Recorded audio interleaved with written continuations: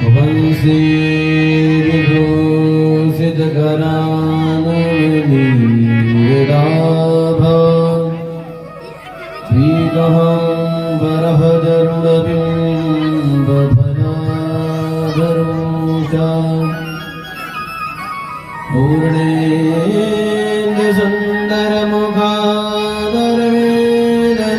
पूर्णेन्दुसुन्दरमुखादरवेदनेत्रा कृष्णात् परं किमपि तत्त्वमहं न जाने सीतानाथसमारम्भां श्रीरामानन्दार्यमध्यमाम् अस्मदाचार्यपर्यन्तां वन्दे गुरुपरम्पराम्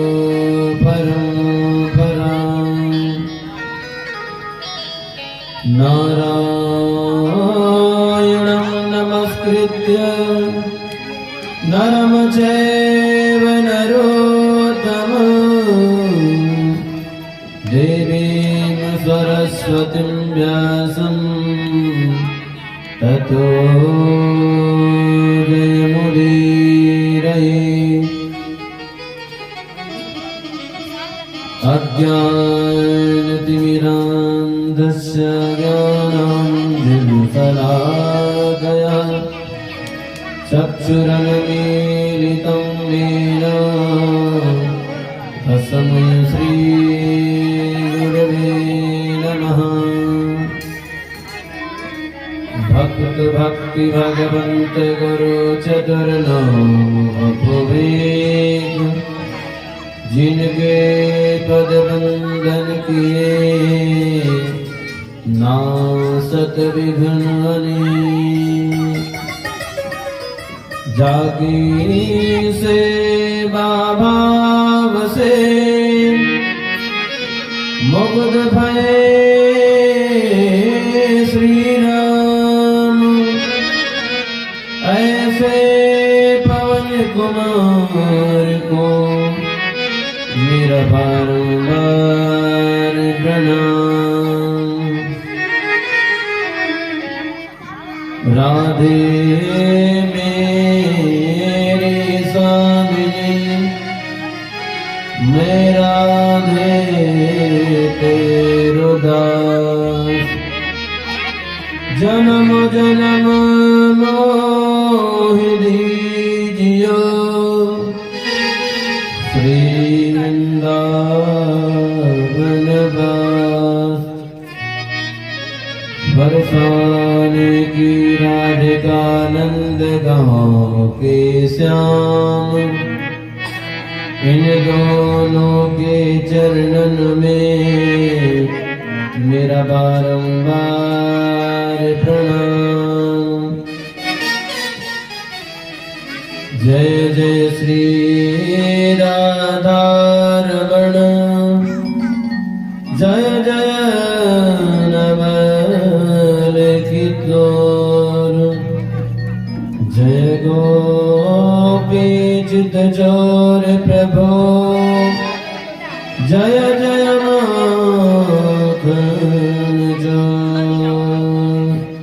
बोल वृंदावन बिहारी लाल की बाकी बिहारी सरकार की पूज्य श्री सद्गुरुदेव भगवान की समय माता की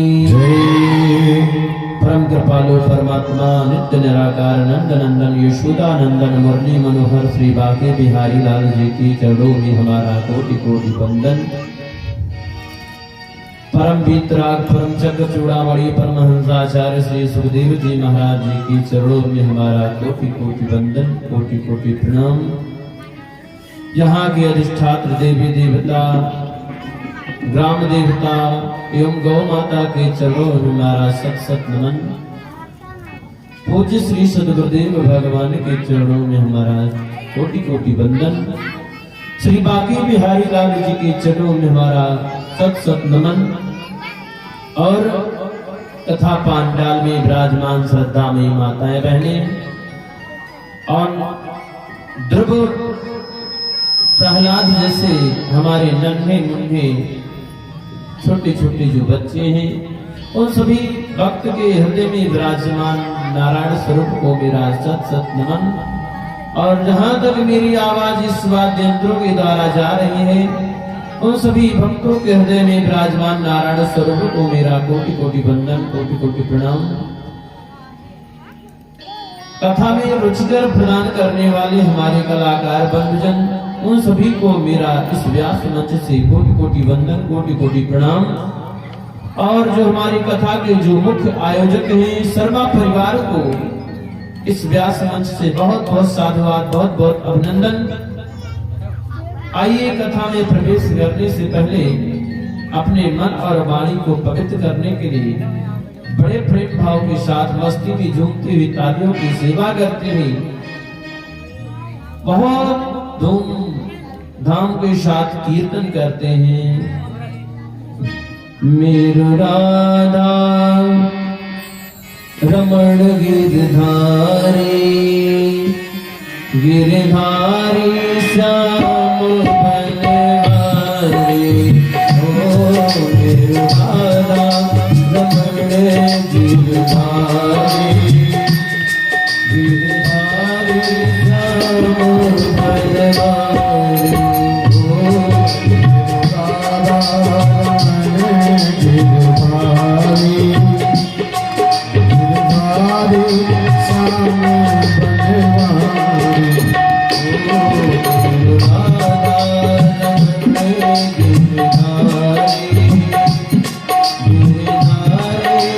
गिरधारी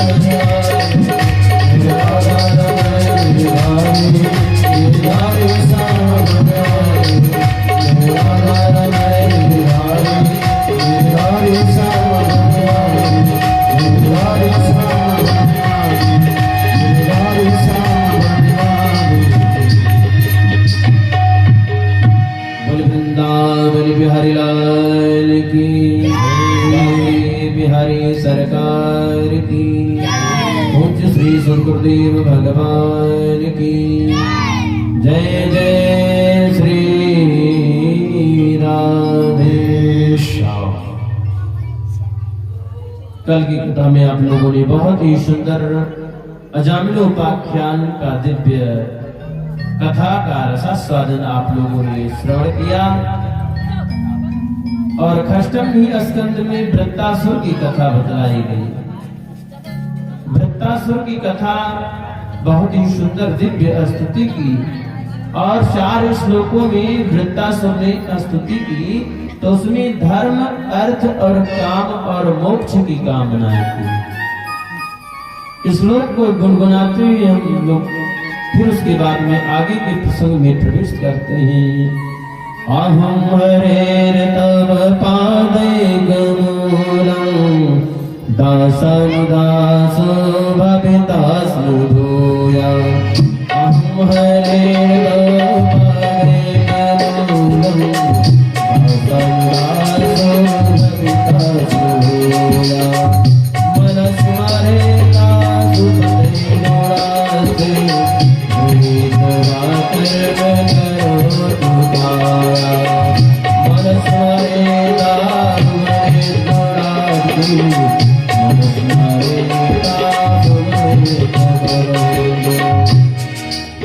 धर्म और काम और मोक्ष की कामना की वृत्तासुर ने बहुत ही सुंदर स्तुति की। भगवान प्रसन्न हो जाते हैं और आगे चलकर 7वें स्कंद में प्रहलाद चरित बतलाया गया। सुखदेव बाबा परीक्षित को कथा सुना रहे हैं। परीक्षित जी ने प्रश्न किया कि महाराज मैं आपसे एक प्रश्न करना चाहता हूँ। प्रश्न ये है कि मैं देख रहा हूँ कि जो देवताओं का मदद करते हैं भगवान और दैत्यों को चुन चुन कर मारते हैं, तो भगवान तो समदर्शी हैं, समदृष्टा हैं, उनको समान रूप से सभी को देखना चाहिए ना। लेकिन वो केवल दैत्यों को चुन चुन कर क्यों मारते हैं और देवताओं की सहायता करते हैं? जरा ये कथा मुझे स्पष्ट सुनाइए। सुखदेव बाबा कहते हैं परीक्षित ध्यान से सुनिए। यही प्रश्न आपके दादाजी ने किया था, युधिष्ठिर जी ने, तो वो ध्यान से सुनिए। कहा भगवान दैत्यों को चुन चुन कर नहीं मारते। देखिए परम भागवत 12 भागवतों में 2 नाम आया है दैत्यों का। प्रहलादो जनको भीष्म, प्रहलाद जी का आया नाम और बलि का नाम आया। इन्हें दोनों के ऊपर भगवान ने खूब कृपा की। तो कहा महाराज जी प्रहलाद जी पर भगवान कैसे अनुग्रह किया? कहा जिस समय हिरण्यकश्यपु हिरण्याक्ष का जो भाई था हिरण्यकश्यपु भगवान से द्वेष करने लगा, तो उसी समय भगवान ने उसका उद्धार किया। कहा जिस समय की बात है जब हिरण्याक्ष नामक दैत्य का भगवान ने उद्धार किया था, तो उसका भाई जो हिरण्यकश्यपु था सोचा भाई अब अपने भाई का बदला अवश्य लूंगा। सो ही मंदराचल पर्वत पर चला जाता है और वहां पर घोर तपस्या करता है। घोर तपस्या करने के उपरांत घोर तपस्या किया महाराज, और ब्रह्मा जी महाराज प्रसन्न हो गए। कहा वरम ब्रूयात, वर्मा को क्या वर मांगना चाहते हो? इतनी घोर तपस्या की हिरण्यकश्यपु ने कि उसके शरीर पर महाराज देव की लग गया। केवल 2 आंखें ही केवल दिखाई दे रही थी। ब्रह्मा जी प्रसन्न हो गए, कहे बेटा वरम ब्रूयात, क्या वर मांगना चाहते हो? तो कहा महाराज मैं वर यही मांगना चाहता हूँ कि मैं अजर अमर हो जाऊं। ब्रह्मा जी पड़ गए चक्कर में। कहा भाई जब मैं ही अजर अमर नहीं हूँ तो मैं तुम्हें कैसे वरदान ये दे सकता हूँ? हाँ ये हो सकता है कि कोई दूसरा वरदान आप मांग सकते हैं। तो भाई जब दूसरे वरदान की चर्चा की ब्रह्मा जी ने, तो कहा भाई अब तो वरदान की जड़ी लगा दी। कहा ना मैं दिन में मरूं ना रात में मरूं, ना मैं सुबह मरूं ना शाम को मरूं, ना आध रात्रि में मरूं, ना ऊपर मरूं ना नीचे मरूं। सारे वरदानों की झड़ी लगा दी महाराज, और आपकी बनाई हुई सृष्टि में मेरी मृत्यु न हो, 12 महीने में मेरी मृत्यु न हो। ब्रह्मा जी ने कहा भाई तथास्तु, तुम्हें जो वरदान इतना मांगा है तो मैं तुम्हें सारे वरदानों को देता हूँ, क्योंकि तुम्हारे जैसा कोई तपस्या भी नहीं किया है। अब महाराज हिरण्यकश्यप को ये जानकारी हो गई कि भाई मैं अजर अमर हूं, और जब अजर अमर हो गया तो दैत्यों को और प्रसन्न हो गए। देवताओं को महाराज बंदी बना लिया, सभी लोगों को बंदी बना लिया, और इंद्र से कहता है चल पानी भर, वरुण देवता से कहते चल झाड़ू लगा। तो महाराज सारे देवी देवता त्राहि त्राहि मचाने लगे, रोने लगे। भगवान ने कहा भाई डरने की बात नहीं, चिंता करने की बात नहीं, मैं अवतार लूंगा, अभी इस दुष्ट का उद्धार करूंगा। हिरण्यकश्यप के 4 पुत्र हुए, अनुलाद, सहलाद, प्रहलाद और अहलाद। 4 पुत्र हुए, और 4 पुत्र में जो प्रहलाद जी महाराज सबसे छोटे थे, लेकिन इनको तो कुछ अलग सा रोग लगा हुआ था महाराज। इनको एक अलग रोग, भगवान के परम भक्त थे ये, कृष्ण ग्रह गृहीत आत्मा नवेदो जगदीत दिशम। ये कृष्ण ग्रह जो किसी को लग जाता है महाराज, वो किसी को छोड़ता नहीं है। ये टेढ़ी टांग वाला यदि किसी के पकड़ में आ गया तो उसको छोड़ने वाला नहीं भाई। तो इसलिए कृष्ण ग्रह गृहीत कैसे लगता है, जैसे कभी रोने लग जाते हैं, कभी गाने लग जाते हैं, कभी हंसने लग जाता है, कभी नाचने लग जाता है। प्रहलाद जी आगे चलकर कुछ बड़े हुए। बड़े होने के बाद पिताजी ने सोचा कि भाई अपने पुत्र का कहीं एडमिशन करवा दिया जाए किसी विद्यालय में। तो एक चंडामर्ग जी का जो विद्यालय था उसमें परम आचार्य थे, उस विद्यालय का नाम था हिरण्यकश्यपु दानव विश्व महाविद्यालय। भाई विद्यालय में उनका नामकरण हो गया। प्रहलाद जी महाराज को बताया जाए कुछ दूसरा, लेकिन गुरु जी जैसे बताएं उसको याद करके उनको सुना दे, लेकिन उनका चिंतन नहीं करते थे, मनन नहीं करते थे, उस चीज का चिंतन मनन इत्यादि नहीं करते थे। भाई एक दिन क्या हुआ कि एक दिन हिरण्यकश्यपु विद्यालय में गया, सोचा भाई मेरा बालक है तो शायद हो सकता है देखिए कि कौन सी अच्छी नीति पढ़ाई गई है विद्यालय में। अपने पिता को गोद में ले ले, अपने पुत्र को गोद में ले लेते हैं और पूछते हैं बेटा तुम ये बताओ कि इतने दिनों तक तुमने कौन सी नीति सुनी, कौन सी नीति याद की? तो कहा पिताजी मैं केवल एक ही नीति याद किया है। तो कहा बेटा कौन सी नीति याद की है तूने? तो कहा तत्साधु मल्ले सुरवर देहिना, तत्साधु मल्ले सुरवर देहिना, सदा समुद्वेग नदयाम सद्बृहत्, हित्वात्म पापं गृहमण्डकोपं, वनं गतो यद्धरिमाश्रयेत। पिताजी मैंने केवल एक ही नीति जानी है और समझी है, हित्वात्म पापम गृहमण्डकोपम। ये जो गृहस्थ जीवन है अंधकूप के समान है।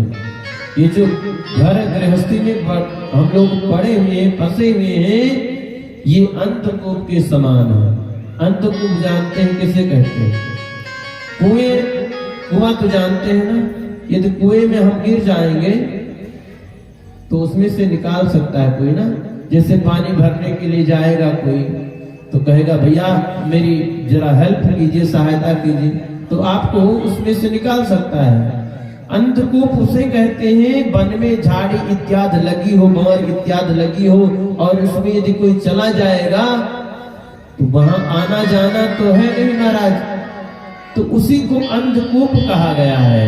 तो ये गृहस्थ जीवन जो बताया वो गृहस्थ जीवन अंधकूप के समान है। तो कहा फिर उसके बाद में क्या किया जाए? तो वनम गतो यद्धरिमाश्रयेत, वन को चला जाना चाहिए। अब आजकल वन कहाँ है वन की नहीं? वन तो नहीं जाते हैं कोई। तो वन शास्त्रों में बताया गया कि वन तो केवल वनम वृंदावनम गतम यतः श्री हरिम आश्रयेत, वृंदावन में जाकर भगवान श्री कृष्ण का आश्रय ले ले, उसी को वन कहा गया है। ये अंधकूप जो है ना, ये अंधकूप गृहस्थ जीवन अंधकूप को बताया गया। उसी समय हिरण्यकश्यप तिरवाला उठा और कहा अरे जाओ बेटा जरा अपने गुरुदेव को बुलाइए, जरा उनका खबर लेते हैं। तो संडा वर्ग जी महाराज कांपते हुए कहते हैं अरे महाराज आप यहाँ आने की क्या आवश्यकता थी, बताइए क्या सेवा किया जाए। तो कहा मैं तो पहले बाद में बताऊंगा, पहले ये बताओ कि मेरे पुत्र को क्या सिखाया जाता है, कौन सी नीति सिखाई जाती है। तो कहा महाराज जो नीति आपने बताई है सुनिश्चित की है वही नीति मैं आपको आपके पुत्र को पढ़ा रहा हूं। कहा नहीं ये कह रहा है ये गृहस्थ जीवन है जो ना ये अंधकूप के समान है, और वन को जाओ और वन में जाकर श्री कृष्ण का आश्रय लो। मुझे लग रहा है कि आपके इस विद्यालय में कोई विष्णु का गुप्तचर रहता है क्या? तो कहा नहीं महाराज। अच्छा इस बार अब गलती होगी तो उसका दंड के भागी हम बन जाएंगे। कुछ दिन व्यतीत हुआ, गुरुजी ने प्रहलाद जी को बहुत डांटा और बहुत फटकारा। कहा अरे मूर्ख कहीं के तुम क्या पढ़ते हो, कौन सी नीति अपने पिता को समझाया है, बताया है। तो कहा क्या करें गुरुदेव, ये नीति आप जो बताई है उसी का नीति का अनुसरण करते हैं। कहा अच्छा। कुछ दिन के बाद छुट्टी का समय था, प्रहलाद जी महाराज घर आए थे। कयाधु जो उसकी माँ थी, प्रहलाद जी की माँ, बढ़िया से काजल इत्यादि लगाकर कहने लगी जाओ अपने पिता से मिलने के लिए चले जाओ। पिता से मिलने के लिए गए तो उसी समय हिरण्यकश्यपु अपने पुत्र को गोद में ले लिया और कहा बेटा तुम पढ़ के आ गए? तो कहा हाँ पिताजी। कहा इस बार कौन सी नीति आपने याद की है? तो कहा इस बार मैंने एक नहीं 9 नीतियां याद किया है। तो कहा बेटा 9 नीतियां कौन सी नीति है जरा मुझे सुनाओ। तो उसी समय महाराज प्रहलाद जी महाराज अपनी नवधा भक्ति को बताना प्रारंभ कर दिया। श्रवणम कीर्तनम विष्णु स्मरणम पाद सेवनम अर्चनम वंदनम दासम सत्यात्मनिवेदितम्।